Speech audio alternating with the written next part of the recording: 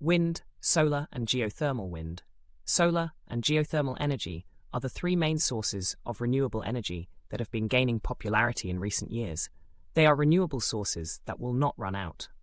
Wind power, with its lots of little wind turbines scattered across fields and hillsides, harnesses the power of the wind to generate electricity.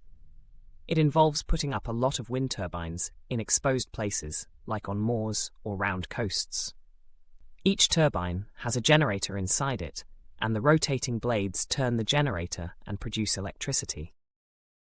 There is no pollution after the turbines have been manufactured, but they do spoil a view, as you need about 1,500 turbines to replace one coal-fired power station, and 1,500 of them do cover a large area of ground.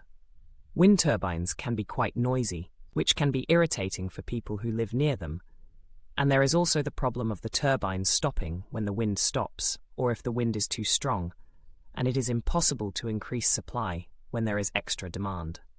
The initial costs of the wind turbines can be quite high. However, there are no fuel costs and the running costs are quite low. Solar energy, on the other hand, relies on solar cells to convert sunlight into electricity.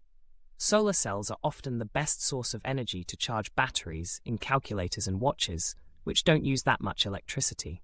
Solar power is often used in remote places where there is not much choice, and to power electric road signs and satellites.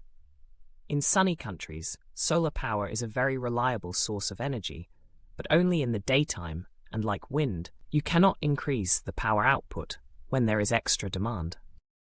While the initial cost of installing solar panels can be expensive, there is no environmental damage caused by using this type of renewable energy.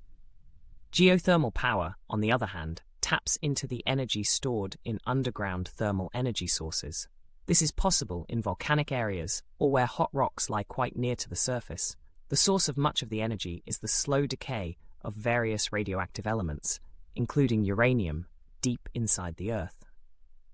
The main drawbacks with geothermal power are that there are not very many suitable locations for power plants, and that the cost of setting up geothermal power plants can be quite high compared to the amount of energy it produces. Each of these renewable energy sources has its own set of positives and negatives.